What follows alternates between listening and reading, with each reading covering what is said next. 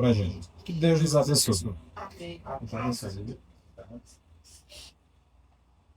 Graças e paz, irmãos. Amém. Eu preciso, em primeiro lugar, dizer da alegria, como eu sou grato a Deus.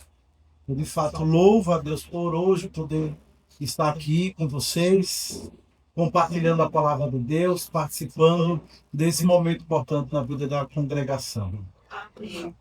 Alegre também, porque, bem, toda igreja bíblica é preciosa, mas essa, para mim, é especialmente preciosa, porque, como já foi dito, é a igreja de parte da minha, né? Meu irmão, cunhada, sobrinho, parte da minha família congrega aqui com vocês. E eu sei que eles têm sido alimentados por Deus aqui nesse lugar, aqui nessa comunidade. Então eu fico feliz demais por estar aqui e, inclusive, agradeço o convite pelo qual me sinto imensamente lisonjeado. Não apenas pelo convite de estar aqui compartilhando a palavra, mas de poder falar sobre esse tema tão importante que é a igreja missional. Como já foi dito aqui, é um privilégio poder pensar sobre isso, é um privilégio imenso poder falar sobre isso. Esse tema tem sido objeto de pesquisa, tem sido objeto de muita inquietação, não apenas da minha parte, mas da igreja da qual eu venho também. Já tem alguns anos que nós temos nos debruçado sobre esse tema e refletido sobre o que é que nós precisamos fazer, o que é que nós precisamos ser, o que é que nós precisamos priorizar para nos tornarmos uma igreja missional. E esse é o nosso desafio hoje e também amanhã. Especialmente hoje, eu quero aqui compartilhar com vocês uma palavra sobre como ser uma igreja missional em meio a um mundo hostil. Como ser uma igreja missional em meio a um mundo hostil. E eu queria então pedir que você abrisse comigo a sua Bíblia. Coincidentemente, no mesmo texto em que nós começamos esse culto, 1 Pedro, capítulo 2, versículo 9. Queria que você lesse esse texto outra vez. Pastor, nós estamos em sintonia. Vamos.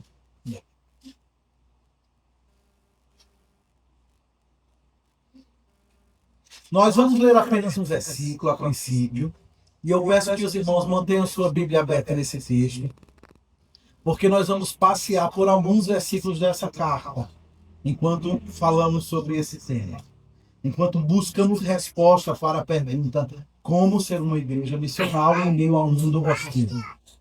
Mas para início de conversa, eu queria que você considerasse outra vez as palavras do apóstolo Pedro, quando ele escreveu dizendo: vós, porém, sois raça eleita, sacerdócio real, nação santa, povo de propriedade exclusiva de Deus, a fim de proclamardes as virtudes daquele que vos chamou das trevas para a sua maravilhosa luz. Vamos orar outra vez?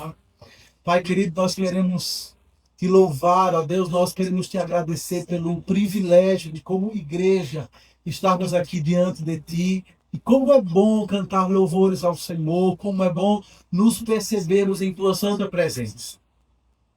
Mas agora, ó Deus, a nossa maior necessidade, Pai, é ouvir a tua voz. Mais do que cantar louvores, mais do que orar, o teu povo precisa ouvir a tua voz, porque é a tua palavra que nos alimenta. Então, Pai, assim como o Senhor tem sido misericordioso com este povo ao longo dos anos, nós te pedimos que, por graça, por misericórdia, mais uma vez, o Senhor tenha misericórdia de nós e permita-nos ouvir a tua voz. Permita-nos, ó Deus, que o nosso coração seja alimentado por ti. Tenha misericórdia de mim, Pai, apesar de mim, apesar das minhas limitações, ajuda-me a ser um porta-voz da tua mensagem nessa noite.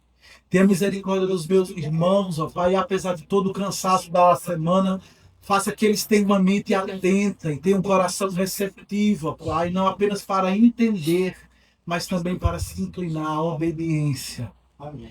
Enfim, ó Deus, assiste-nos nessa noite. Conduza-nos nessa noite, ó Pai, ao longo desse texto. E exalta o teu nome, ó Pai, que toda glória seja dada a ti. Nós oramos assim em nome de Jesus. Amém. Irmãos, antes de nós respondermos a pergunta, como ser uma igreja missional, eu penso que nós precisaríamos partir da nossa discussão de uma outra pergunta, que é anterior a essa. E ela é fundamental para que nós avancemos nesse tema que é o que é uma igreja missional. Talvez quando você viu o cartaz, ou talvez quando você ouviu a chamada para esse congresso, você pode ter pensado assim: por que missional e não missionária? Porque no meio evangélico é muito mais comum o adjetivo missionário, né? Ou no caso da igreja, uma igreja missionária. Então é aqui que nós vamos começar toda a nossa discussão. O que é uma igreja missional? É diferente uma igreja missional de uma igreja missionária? Não deveria ser, né? Pensando nas palavras em si mesmas, deveriam ser equivalentes. Mas da forma como esses termos foram se desenvolvendo, da forma como eles foram historicamente utilizados no meio do povo de Deus, é que os estudiosos da missiologia então propõem a expressão igreja missional para fazer um contraponto a uma ideia que havia sido estabelecida anteriormente, um modelo que estava posto, que era o modelo da igreja missionária. Então, especialmente nos anos 70, nos anos 80, ou seja, no século passado, nem faz muito tempo assim, mas no século passado, o modelo de uma igreja engajada na missão era conhecido como igreja missionária. Toda a igreja era desafiada a se tornar uma igreja missionária. Isso foi tão forte no século passado que algumas denominações ou algumas igrejas locais adicionaram o adjetivo missionária no próprio nome da denominação ou da igreja. Na Paraíba, onde eu vivo há quase 20 anos, existe uma denominação muito forte. E todas as igrejas começam a dizer Igreja Missionária do Betel Brasileiro. É uma denominação paraibana. E eu sei que você vai encontrar a igreja missionária batista, você vai encontrar a igreja missionária isso, igreja missionária aquilo outro. E eu sei também, preciso dizer isso, que Deus usou esse modelo da igreja missionária durante muitos anos. E foi uma bênção. Através dele, muitas pessoas foram despertadas para a necessidade de se envolver na missão. Muitas igrejas foram encorajadas a investir na missão. Mas com o passar do tempo, o povo de Deus refletindo nesse conceito e comparando com o que a Bíblia ensina acerca disso, o povo de Deus percebeu que o modelo da igreja missionária, ainda que tivesse sido uma bênção até aquele momento, ele tinha alguma deficiência e que nós precisávamos avançar. E que deficiência era essa? É que a igreja missionária, ela estimulava ao engajamento missional, mas sempre pensando naquele paradigma do missionário que vai para um campo distante. A igreja missionária estava muito presa à ideia da missão transcultural. Daquele missionário que sai da sua casa, que sai da sua terra, que sai da sua igreja local e vai plantar uma igreja no meio do povo indígena, que vai à África, que vai à Ásia, que vai à Índia, que vai aos lugares mais longínquos da terra levar a mensagem do Evangelho. E veja bem, meus irmãos, são poucos os que vão para longe. Poucos os que são chamados para longe.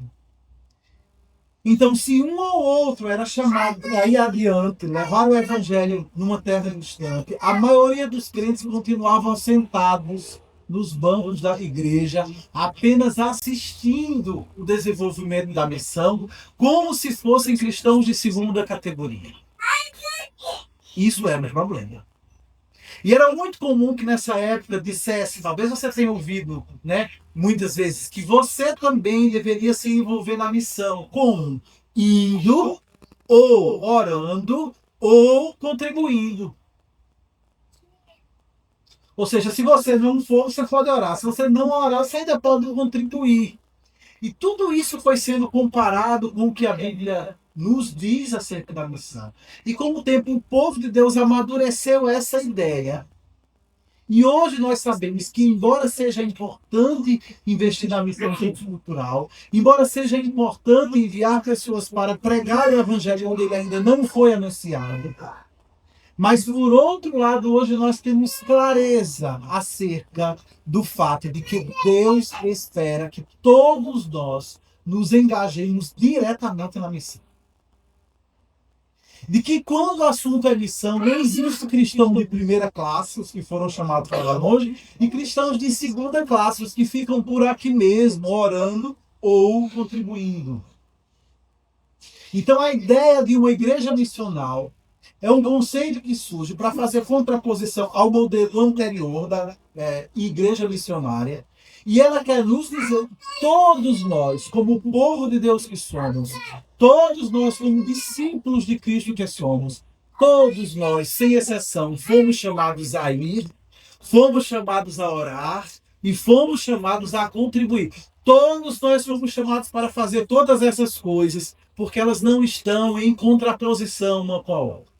Elas não se dão à exclusão umas das outras. Todos nós podemos ir, todos nós podemos orar, todos nós podemos contribuir. Obviamente que nem todos nós irão para um lugar distante. Nem todos nós iremos para um lugar distante. Talvez Deus esteja levando você para a sua vizinhança. Talvez Deus esteja levando você, levantando você como um missionário na sua família, no mercado de trabalho onde você está inserido, na universidade onde você estuda. Você precisa entender isso, que pela providência de Deus, você está onde está para também levar a palavra de Deus ali adiante. Você não está ali por acaso. Não existe uma classe especial de pessoas que foram chamadas para ir longe, e os que não foram chamados para ir longe, então fica por aqui mesmo fazendo o que quiser. Não. Tenha sido você enviado para perto ou para longe. Você também foi chamado por Deus para se engajar diretamente na missão. Esse é o conceito da igreja missional. É uma igreja que é chamada a se envolver na missão, mas não apenas indiretamente investindo nos missionários que foram enviados, mas uma igreja que se envolve diretamente, onde cada membro, onde cada crente entende que foi chamado para ir também, aonde a providência de Deus permitir que ele esteja. Amém? Amém. Entendendo isso, então, e com base nisso aqui vem a segunda pergunta. Então, uma vez que eu entendo que eu também sou chamado para a missão, o que eu preciso fazer, o que eu preciso entender, o que eu preciso priorizar para ser uma igreja missional em meio a um mundo hostil. E essa última parte da pergunta é o que traz a problemática. Porque seria muito fácil ser uma igreja missional, pelo menos em tese, seria muito fácil ser uma igreja missional se não fosse o mundo hostil à nossa volta. É a hostilidade do mundo à nossa volta que impõe para nós desafios. E eu começo essa palavra, então, lendo esse texto da Epístola de Pedro, porque é num contexto muito parecido com esse nosso, em que Pedro escreve a sua carta. Se você conhece um pouquinho dessa epístola, você vai lembrar que Pedro escreveu essa carta para os eleitos, que são forasteiros da dispersão no ponto da Galácia, na Capadócia, Ásia e Bitínia. Isso é o que está escrito em 1 Pedro, capítulo 1, versículo 1. Pedro escreve uma carta para os eleitos de Deus, mas que não eram apenas eleitos, eram também aqueles que eram forasteiros e dispersos nos quatro cantos da terra, nos confins da terra. Pedro está aqui escrevendo a sua carta para os eleitos de Deus, mas não para aquele grupo inicial que se reunia em Jerusalém, que se reunia na Judéia, não. Pedro está escrevendo a sua carta para aqueles eleitos de Deus que foram dispersos no mundo afora. Alguns foram dispersos por situação política, que exigiam que eles se deslocassem de um lugar para o outro. Outros foram dispersos por causa da perseguição, em decorrência mesmo da pregação do Evangelho. Ou seja, se por um lado esse povo era precioso aos olhos de Deus, Deus olhava para eles e os via como eleitos preciosos. Por outro lado, o mundo olhava para eles com hostilidade. Para o mundo, eles não passavam de forasteiros e dispersos. Algumas traduções usam a palavra peregrino. E Pedro escreve essa carta com dois objetivos básicos. Em primeiro lugar, Pedro queria consolá-los diante da perseguição, diante das adversidades, diante dos sofrimentos que essas igrejas passavam. Mas, em segundo lugar, Pedro também usava essa carta para encorajá-los a permanecer firmes na fé. E não apenas isso, mas permanecendo firmes na fé, que eles também pudessem avançar na missão. Não é muito parecido com nós hoje? Penso que nós estamos no mesmo contexto. Parece que nós hoje também estamos inseridos nessa mesma moldura. Se por um lado nós somos preciosos e eleitos aos olhos de Deus, por outro lado, aos olhos do mundo, nós não valemos nada. Nós não passamos de forasteiros, de peregrinos e de dispersos entre as nações. Assim como aqueles primeiros cristãos a quem Pedro escreve a sua carta, nós também enfrentamos pressão de todos os lados.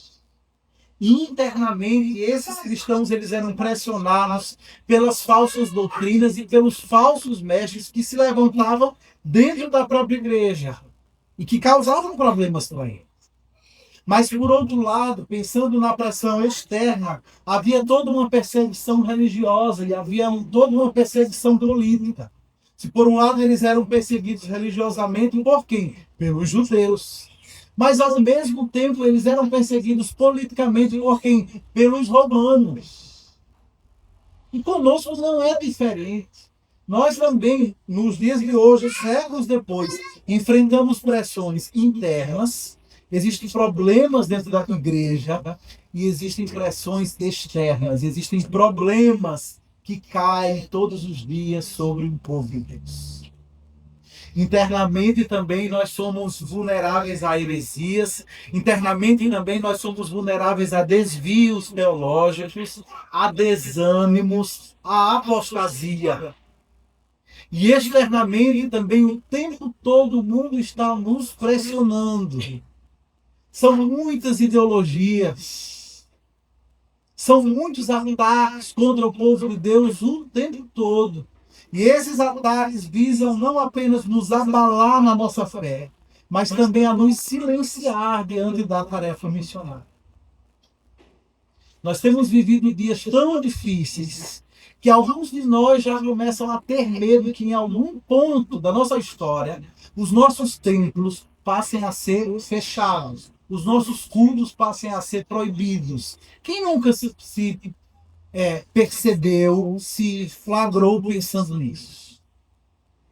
Sinceramente, não me parece que seja isso que vai acontecer, pelo menos no curto prazo. Tudo bem, por um lado eu não duvido mais de nada nesse mundo.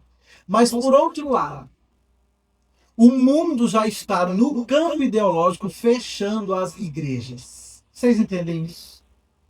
Ainda que não haja uma lei proibindo o funcionamento dos nossos cultos, o tempo todo o mundo tem pregado tanto contra os valores judaico-cristãos que fundamentaram a sociedade ocidental. O mundo tem atacado tanto os valores da fé, os valores da família, os valores da vida, que nós vamos ficando, aos olhos do mundo, cada vez mais inapropriados, cada vez mais antiquados, cada vez mais quadrados, cada vez mais desagradáveis e cada vez mais inúteis. De maneira que, num contexto como esse, em que nós somos ridicularizados, em que a nossa fé é posta em xeque o tempo todo, já não precisa passar a chave na porta da igreja, porque ideologicamente falando, elas já estão sendo fechadas dia após dia. Nós vamos nos tornando cada vez mais indesejáveis diante do mundo. E mesmo assim, nós temos também como eles o desafio de perseverar na fé. E perseverando na fé, nós temos o desafio de avançar na missão. Então, o que é que Pedro tem a nos dizer sobre como ser uma igreja missional em meio ao mundo hostil? Ao longo dessa carta, nós poderíamos perceber diversos conselhos, diversas orientações, diversas diretrizes que o apóstolo Pedro dá. Mas, para o nosso tempo nessa noite, eu queria selecionar apenas 3. Queria que nós pensássemos sobre elas. Eu penso que para nós sermos uma igreja missional, em meio a um mundo hostil, em primeiro lugar, nós precisamos entender e nos apropriar da nossa identidade. Por que você, então, voltasse os seus olhos mais uma vez a carta que Pedro escreveu. Nós vamos ler no capítulo 2, os versículos de 4 a 5. 1 Pedro 2, de 4 a 5. Pedro escreve assim: chegando-vos para ele, a pedra que vive, rejeitada assim pelos homens, mas para com Deus eleita e preciosa. Também vós mesmos, como pedras que vivem, sois edificados casa espiritual para ser de sacerdócio santo, a fim de oferecer de sacrifícios espirituais agradáveis a Deus por intermédio de Jesus Cristo. Observe comigo que quando ele escreve o versículo 4, Pedro começa dizendo assim, chegando-vos para ele. A pergunta é, ele quem? De quem é que Pedro está dizendo que nós devemos nos chegar a ele? Pedro está escrevendo sobre Jesus, a fim de consolar esses cristãos, peregrinos e dispersos no mundo, e a fim de encorajá-los a se manterem firmes na fé.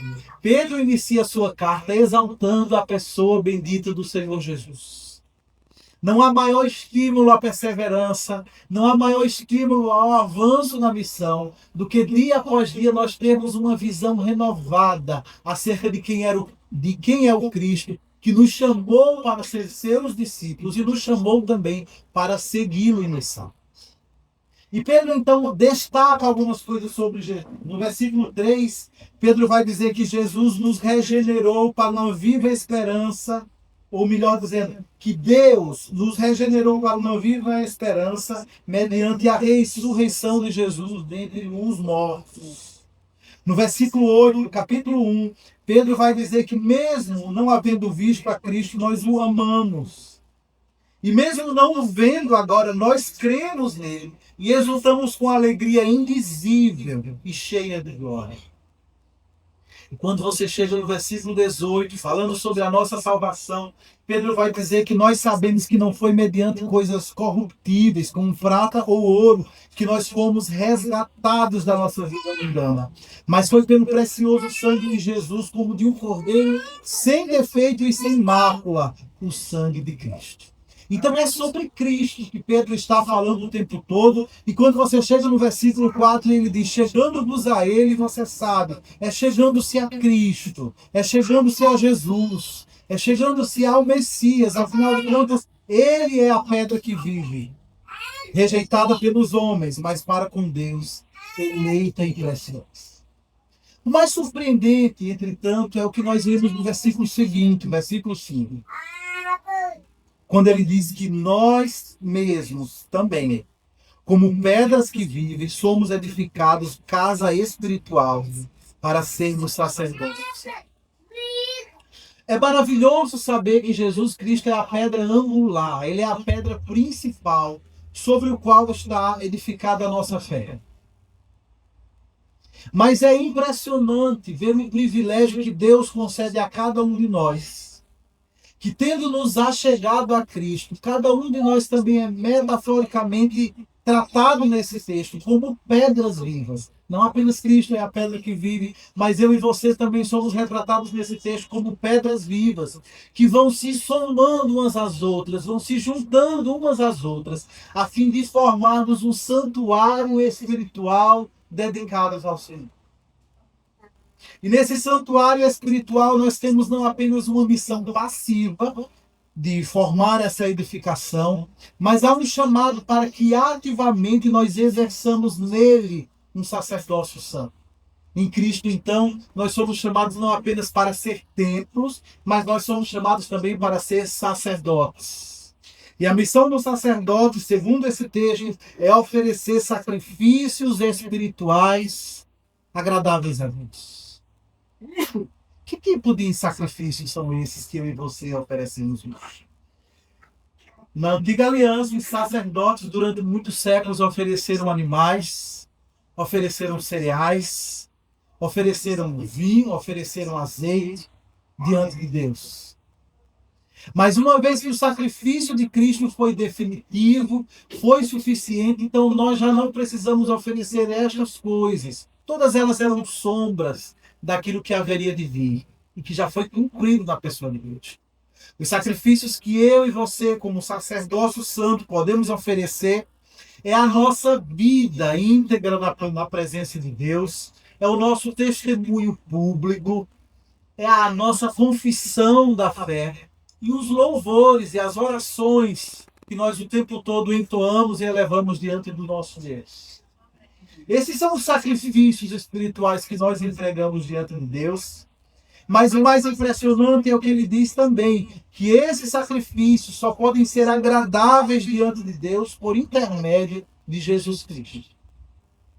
Por mais que você seja zeloso, por mais que você busque ser um cristão piedoso, por mais que você ore fervorosamente, por mais que você cante de todo o seu coração, nada disso seria aceitável, nada disso seria agradável diante de Deus se você comparecesse diante de Deus por si mesmo, em seu próprio nome, confiado em seu próprio método. Não, irmãos, não é assim.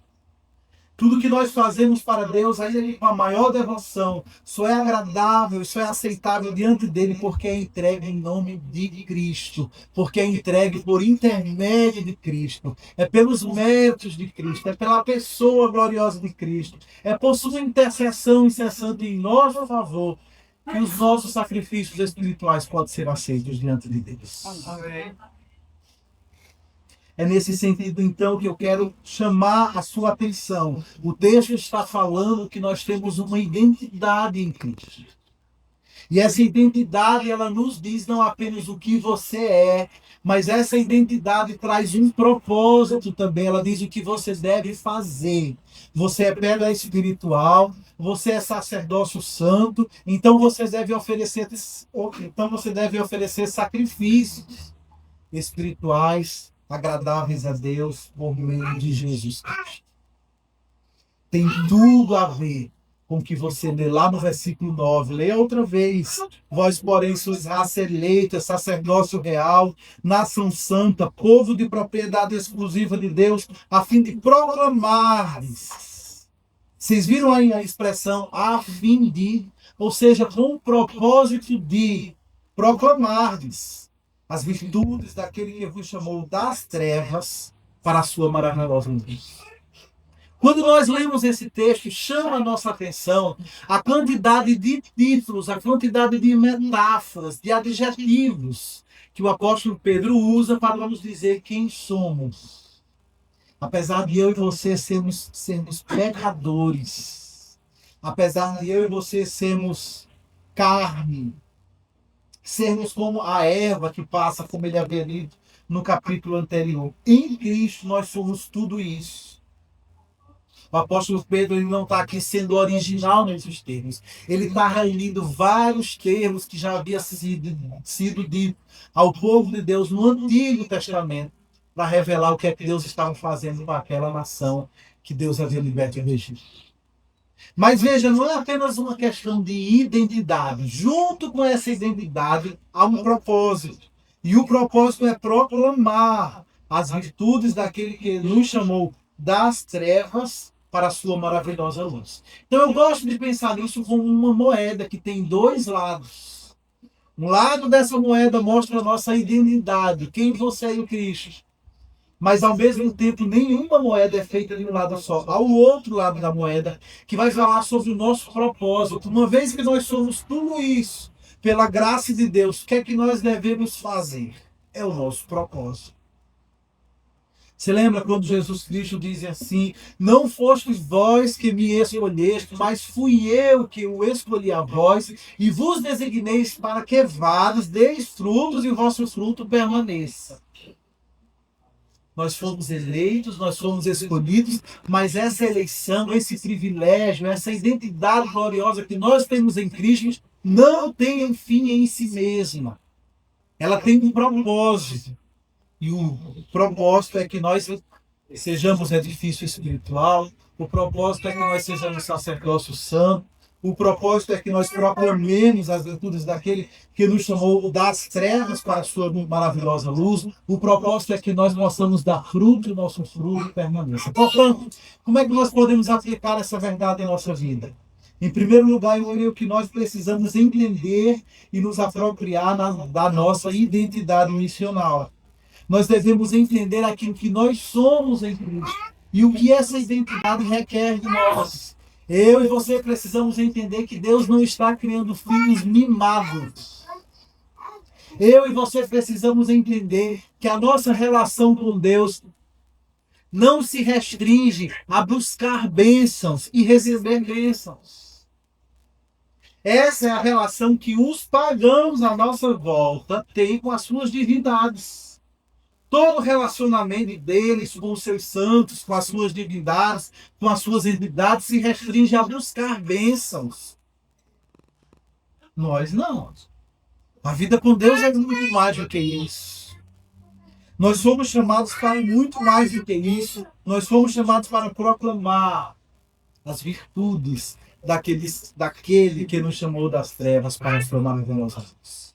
Nós fomos chamados para propagar a mensagem do Evangelho de forma que outras pessoas que ainda não fazem parte desse santuário espiritual possam se somar a nós, possam se juntar a nós nesse sacerdócio santo. Deus está chamando eu e você não apenas para nos dar privilégios, não apenas para nos mimar. Deus está chamando eu e você para uma missão. O problema é que muitos de nós, quando pensam, será que eu fui chamado para a missão? Nós não buscamos resposta para essa questão na Bíblia. Nós buscamos resposta para isso em nós mesmos. Então o cristão pensa, será que eu fui chamado para a missão? Será que isso é para mim? E aí ele vai, em primeiro lugar, pensar, será que eu tenho uma experiência extraordinária de chamado? Uma experiência sobrenatural, extraordinária. Quem sabe um sonho, quem sabe uma visita de um anjo ao longo da noite, sei lá. Que tipo de experiência sobrenatural, metafísica é essa que as pessoas tentam procurar, tentam vasculhar a sua memória para saber se foram ou não chamadas por Deus para a missão? Isso é um absurdo. Você não precisa de um chamado extraordinário. Você não precisa de uma experiência sobrenatural. Você não precisa ouvir um anjo batendo na sua porta, chamando você para a missão. O que você precisa é abrir a palavra de Deus e entender o que ela está claramente dizendo. Não para alguns de nós, mas para todos nós. Amém. E o que a palavra de Deus está dizendo é que ser chamado para proclamar as virtudes daquele que nos chamou das trevas para a sua maravilhosa luz não é tarefa de alguns poucos, mas de todos aqueles que foram chamados para ser sacerdócio santo. É tarefa de todos aqueles que foram chamados para ser santuário espiritual dedicado ao Senhor. Se você foi chamado por Deus, se você foi regenerado pelo Espírito Santo, então esse chamado para pertencer a Deus, ele inclui também, necessariamente, um chamado para testemunhar acerca daquilo que aconteceu com você. Outras pessoas tentando pensar se elas foram chamadas ou não para a missão, elas olham para si mesmas e buscam talentos, habilidades especiais que as pudessem qualificar para servir na missão. E quando nós nos entregamos a esse exercício, olhando para nós mesmos, nós ficamos decepcionados. Você pode concluir, eu não sei pregar. Você pode concluir, eu não sei cantar. Você pode perceber que não sabe tocar instrumento musical. Você vai fazer o quê na missão? Se você não sabe pregar no púlpito, se você não sabe cantar, se você não sabe tocar, se você não sabe conduzir uma liturgia, você vai fazer o quê? Então, muitos de nós estão errando também, olhando para si, para suas habilidades, para os seus talentos naturais, para tentar perceber se há, a parte deles, um chamado para a missão. Não é isso que a palavra de Deus nos ensina. Não olhe para si mesmo, olhe para Jesus. Não olhe para si mesmo, olhe para a palavra de Deus que nos chama. Outros de nós pensam que poderia servir da missão se tivesse uma formação teológica. Eu não tenho seminário. Eu não sou ordenado. O que é que eu vou fazer na missão? Você vai fazer o que a palavra de Deus diz que você precisa fazer. Você vai proclamar as virtudes daquele que chamou você das trevas para a sua maravilhosa luz. Mesmo que você não tenha uma experiência sobrenatural do chamado, mesmo que você não tenha aquelas habilidades e aqueles talentos naturais que podem ser muito úteis na missão, mesmo que você não tenha uma formação teológica tal, não importa. O que define que eu e você fomos chamados para a missão é que antes de ser chamados para a missão, nós fomos chamados para pertencer a Cristo. Isso é definitivo e isso nos basta. O que é que nós precisamos entender para sermos uma igreja missionária em um mundo hostil? Em primeiro lugar, eu queria que você entendesse a sua identidade e entendesse também o seu propósito. Você foi chamado por Deus para pertencer a Ele. E você foi chamado por Deus para segui-lo na missão. Amém? Amém. Em segundo lugar, se eu e você queremos ser uma igreja missionária, além de entender a nossa identidade, o nosso propósito, nós precisamos também repensar as nossas estratégias. Quer ser uma igreja missional? Você precisa entender e você precisa refletir sobre as suas estratégias.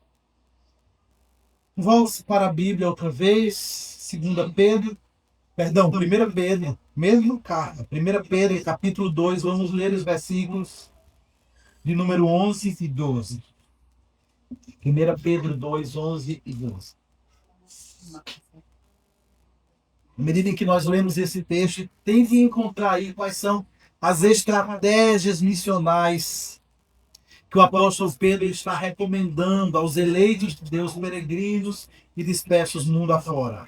Versículo 11, Pedro diz assim: Amados, exorto-vos, como peregrinos e forasteiros que sois, a vos absterdes das paixões carnais que fazem guerra contra a alma, mantendo exemplar o vosso procedimento no meio dos gentios, para que naquilo que fala contra vós outros, como de malfeitores, observando-vos em vossas boas obras, glorifiquem a Deus no dia da sua visitação. Eu não sei se você já participou de algum culto missionário. Você é evangélico há algum tempo? Provavelmente sim. Desde que eu era criança, crescendo num ambiente evangélico, por diversas vezes eu tive a oportunidade de participar de um culto missionário. Às vezes, então, nós recebíamos informações acerca de um determinado povo, acerca de um determinado país, acerca de uma determinada missão, e já era bacana, já era uma noite especial para muitos de nós, mas mais especial ainda era quando no culto missionário nós recebíamos a visita de um missionário, quando ele saía do campo e às vezes estava na cidade por ocasião de férias. E aí ele visitava a nossa igreja no culto missionário e ele compartilhava conosco como tem sido a sua experiência no campo. Compartilhava conosco as estratégias que o Senhor havia dado para que ele desenvolvesse a missão do campo. E, irmãos, era tão bom ouvir isso. Era tão bom ouvir como Deus tem usado. E é ainda, né? Isso ainda acontece. Inclusive hoje, um missionário, um membro da minha igreja na Paraíba, está falando em algumas igrejas aqui na cidade. Não sei onde exatamente, ele trabalha na África. E eu sei que nesse momento os irmãos estão sendo abençoados, ouvindo acerca do que Deus tem feito entre a etnia Fula no país da Guiné-Bissau.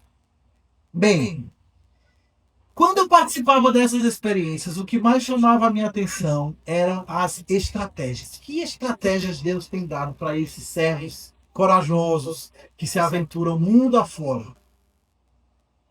O que depois começou a me inquietar, à medida em que eu lia, à medida em que eu refletia sobre o que é ser igreja missional, é que embora esses missionários transculturais tenham bem claramente definidos em sua mente quais são as suas estratégias, nós, os missionários da cidade, nós, os missionários de perto, nem sempre temos claramente definido em nossa cabeça as estratégias que nós usamos. Se é que nós temos usado alguma estratégia aqui nesse campo em que o Senhor nos enviou. Pedro está aqui falando sobre estratégias. O pior ou o mais surpreendente é que as estratégias que Pedro está recomendando são completamente diferentes daquelas que nós costumamos imaginar.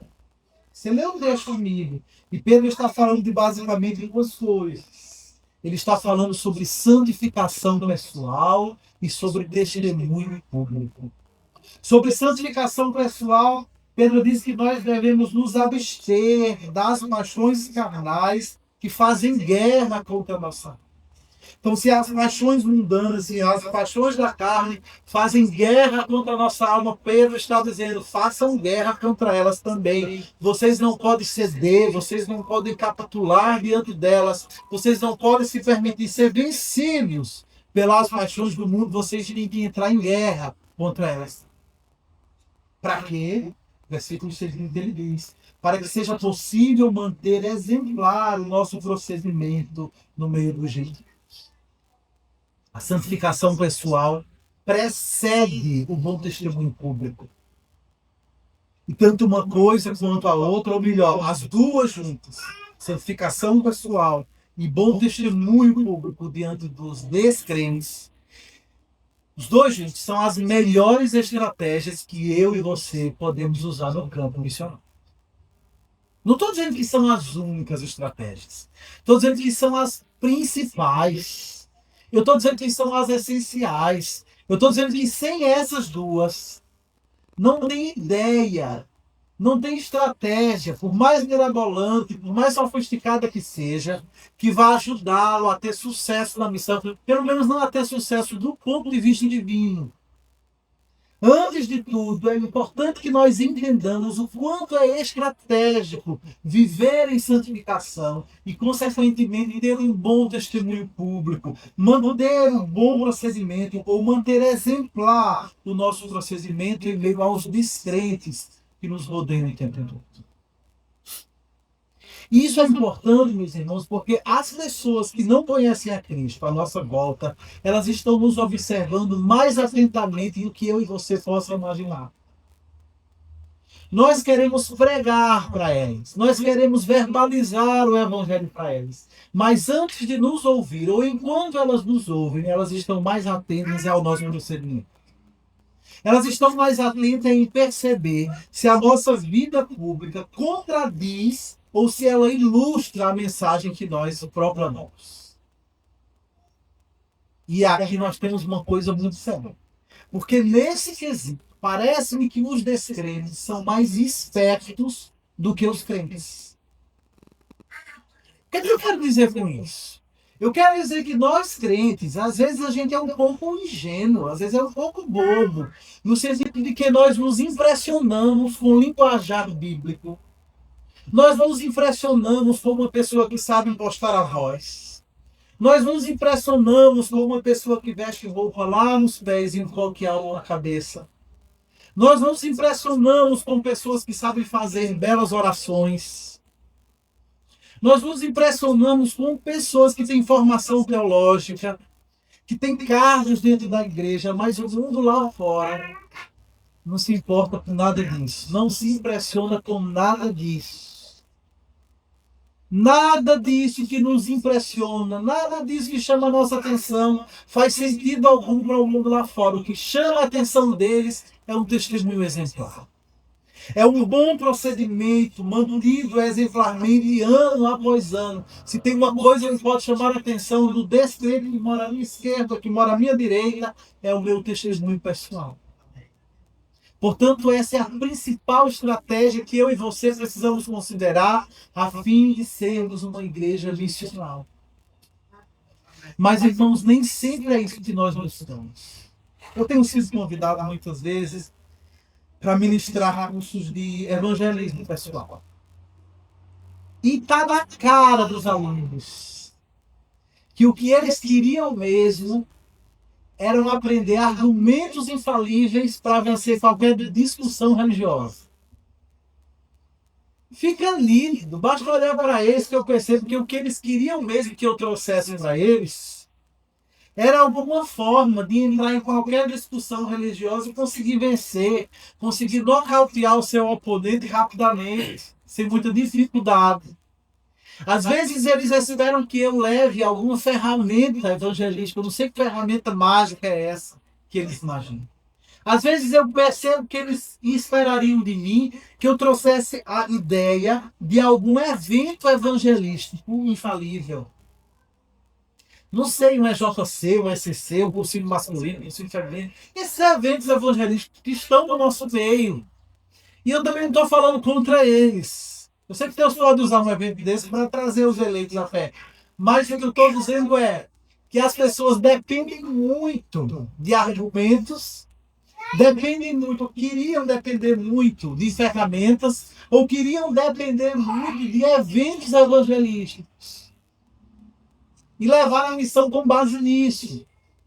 E quando nada disso der o resultado esperado, então mandem conversar com um pastor, porque o pastor vai dar um jeito desse evento.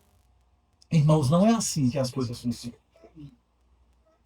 Nós precisamos entender o que é que vem primeiro.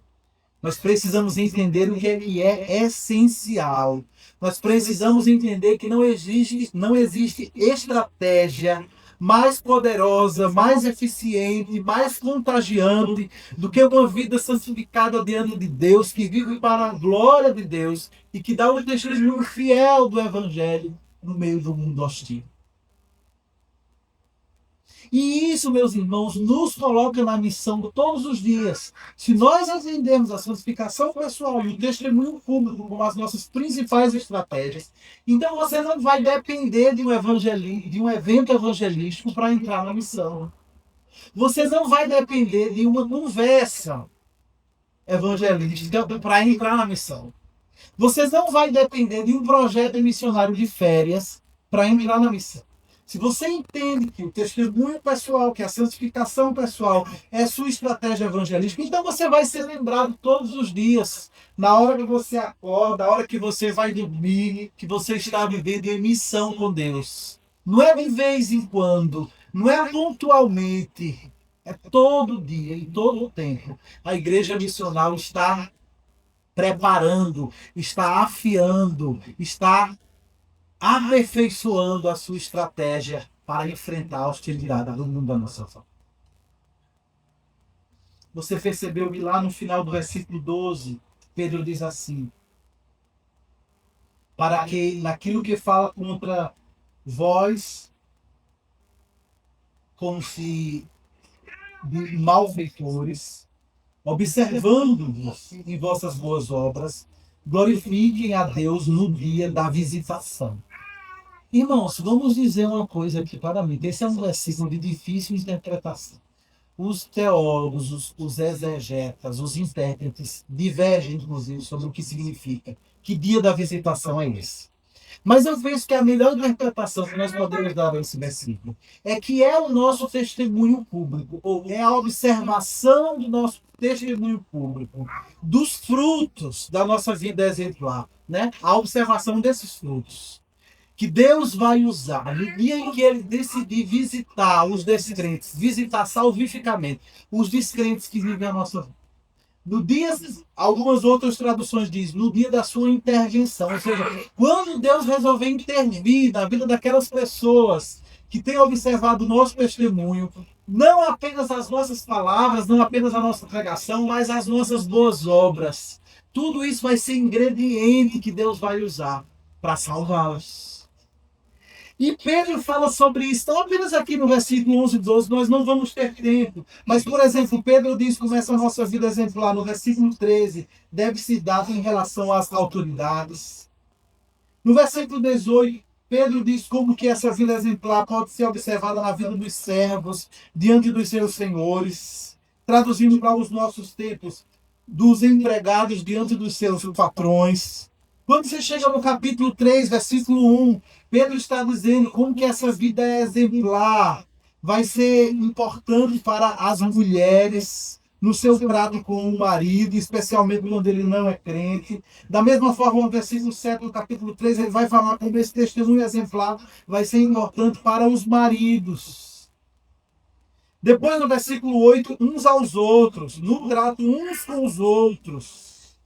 E quando você chega no versículo 15, então, parece que Pedro conclui o assunto dizendo: antes santificai a Cristo como o Senhor em vosso coração. Não é interessante como ele diz? Santifique a Cristo não como o Salvador, mas como o Senhor. Se Cristo é o Senhor, então não somos nós que estamos no controle. Quem está no controle é Ele. Se Cristo é o Senhor, não sou mais eu que estou mandando, é Cristo que está mandando e eu estou obedecendo. Santifiquem a Cristo como o Senhor. Essa é a melhor estratégia missional que nós podemos nos dedicar dia após dia. Amém? Por fim, em último lugar, ou em terceiro e último lugar, se nós queremos ser uma igreja missional, além de nós entendermos, nos apropriarmos da nossa identidade e propósito, além de nós entendermos e refletirmos sobre as nossas estratégias, é necessário que você aprofunde-se no conhecimento e prepare-se para compartilhar a mensagem da missão. Eu espero que tudo que eu disse até agora sobre a importância do nosso testemunho não tenha feito você concluir equivocadamente que um bom testemunho dispensa a mensagem. Não fez. Um bom testemunho, ele é uma estratégia evangelística essencial, mas ele não dispensa a verbalização do evangelho. Afinal de contas, nós fomos chamados para proclamar. Lembra disso? O que Pedro está dizendo, o que Pedro vai nos dizer agora, é que além de nós entendermos o nosso chamado, nos apropriarmos do nosso propósito, de nós fazermos bom uso das nossas principais ferramentas evangelísticas, nós também devemos estar preparados para pregar a mensagem. Queria que você olhasse agora no capítulo 3, versículos de número 15 e 16. O que é que Pedro diz sobre a nossa mensagem? Ele diz assim, 1 Pedro 3,15, tá? Antes, santificai Cristo como Senhor em vosso coração, estando sempre preparados para responder a todo aquele que vos pedir razão da esperança que há em vós.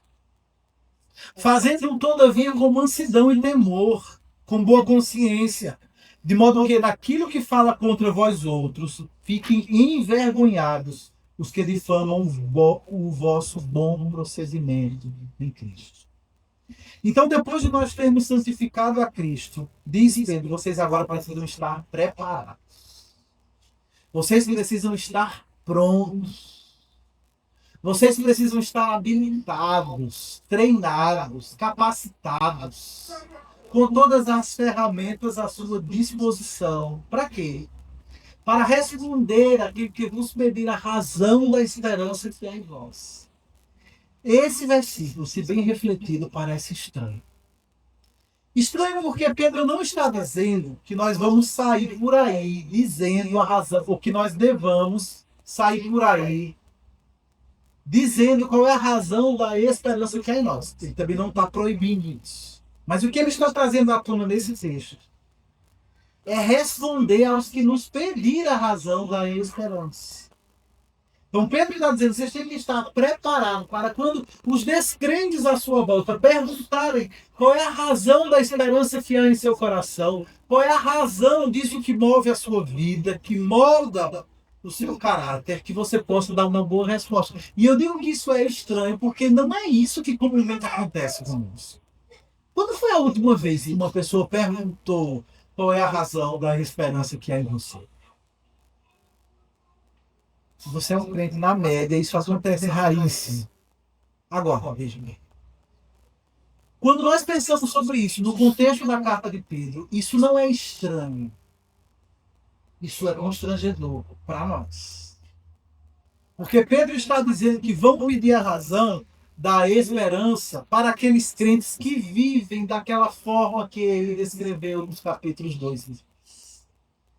Se nós fazermos guerra contra aquilo que guerreia contra a nossa alma. E se nós mantemos um testemunho exemplar diante do mundo, então seria de se esperar que cada vez mais nós nos tornássemos um ponto de interrogação para as pessoas que estão à nossa volta.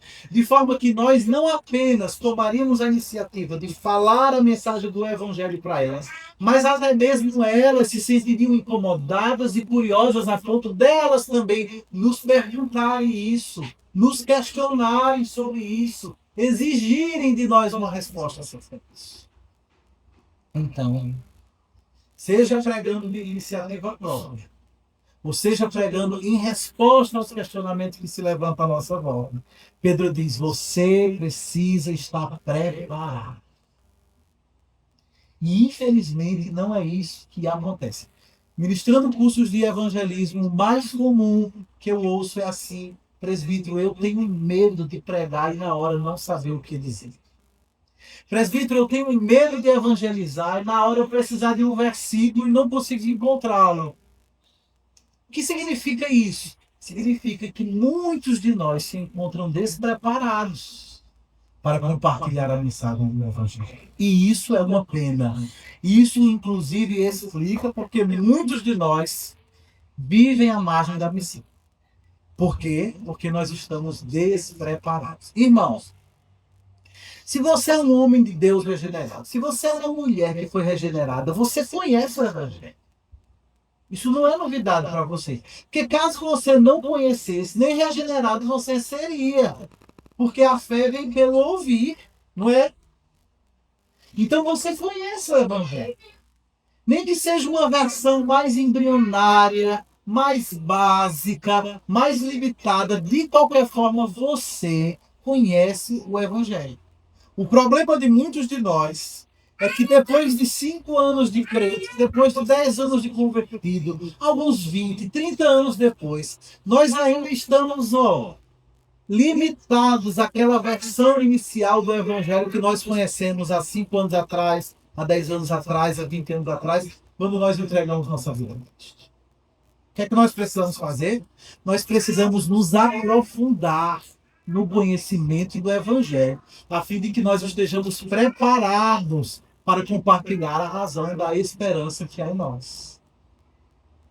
Alguns de nós, inclusive, concluíram erroneamente que o Evangelho era uma mensagem básica para os descrentes e que, uma vez convertido, você poderia se dedicar a aprender outras coisas. Irmãos, isso não é verdade.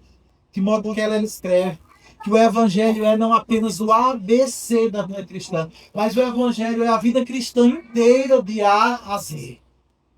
Ou seja, não há nada mais poderoso, não há nada mais profundo, não há nada mais transformador do que o Evangelho. Você não começa pelo Evangelho para depois aprender outras coisas mais profundas, mais poderosas, mais interessantes, até porque elas não existem. Não existe nada mais interessante, não existe nada mais belo do que, não existe nada mais precioso do que o Evangelho de Cristo. O que nós precisamos fazer é aprofundar o nosso conhecimento nele. Entendendo não apenas que resposta o Evangelho dá para a salvação da minha alma, mas entendendo que resposta o Evangelho dá para todos os aspectos da minha vida. Ou seja, quando eu e você entregamos a nossa vida a Cristo, nós provavelmente fizemos isso porque Deus nos permitiu entender como que o Evangelho é a resposta de Deus para a minha salvação, para a minha condenação, para a vida eterna na presença de Deus. Não é? Mas depois disso, fica faltando a gente continuar mergulhando nesse assunto. E entender que o Evangelho é a resposta de Deus para a minha vida em família, para a minha vida profissional, para os meus estudos, para o meu lazer, para a minha sexualidade, para as minhas finanças, para todos os aspectos da minha vida. Se você consegue ir aplicando o Evangelho em cada vez mais áreas da vida, então você vai sendo preparado, você vai sendo habilitado a compartilhar o Evangelho com as pessoas que estão à sua volta, partindo de qualquer assunto. Você não precisa virar o assunto na direção religião para falar de Jesus. Estejam falando do que estiverem, você sabe dizer em que sentido o Evangelho é a resposta de Deus para aquele tema que está sendo articulado. O que é que nós precisamos fazer? Nós precisamos estar preparados. Esse texto que nós acabamos de ler fala não apenas do conteúdo, ele fala também da forma. Entretanto, façam isso com mansidão. Viram isso no versículo 16? É preciso estar preparado não apenas quanto ao conteúdo, mas quanto à forma que nós entregamos esse conteúdo. Porque muitos de nós começam a compartilhar o Evangelho com uma voz mansa, uma voz tranquila, mas à medida em que nós somos provocados, à medida em que as pessoas ridicularizam a nossa fé no processo, nós vamos caindo na pilha e nós somos tentados a devolver o desrespeito que nós sofremos da parte dele. Pedro diz, não é assim. Vocês precisam se manter em mansidão. Algum dia vai dizer, não, mas é preciso ter intrepidez. É preciso ter ousadia. Sim, mas intrepidez e ousadia não pode ser confundido com atrevimento. A ousadia é produto do Espírito na vida do crente, levando ele a proclamar o Evangelho quando ninguém esperaria que um crente fizesse isso. O atrevimento vem da carne. Ele nos leva a abandonar a mansidão e a cairmos no desrespeito com que nós somos provocados pela hostilidade do mundo da nossa volta. Precisamos estar preparados para pregar o Evangelho. Não apenas sendo fiel ao seu conteúdo, mas sendo também fiel à forma como Deus espera que nós proclamemos essa mensagem. Proclamar o Evangelho em paz, mesmo quando há guerra ao meu redor. Proclamar o Evangelho com respeito, mesmo quando os meus ouvidos são desrespeitosos. Esses seriam, meus irmãos, os principais ou os primeiros passos de uma igreja missionária. Se nós queremos ser uma igreja missional, em meio ao mundo hostil, é nessa direção que eu e você devemos caminhar. Eu espero que Deus tenha usado essa palavra para fazer você perceber um pouco mais, ou relembrá-lo acerca da sua identidade missional, fazer você refletir acerca das estratégias missionais e fazer você se apropriar e se comprometer outra vez com a mensagem missional com a qual precisamos estar preparados. Que Deus nos abençoe, no nome de Jesus. Amém. Na estrada eu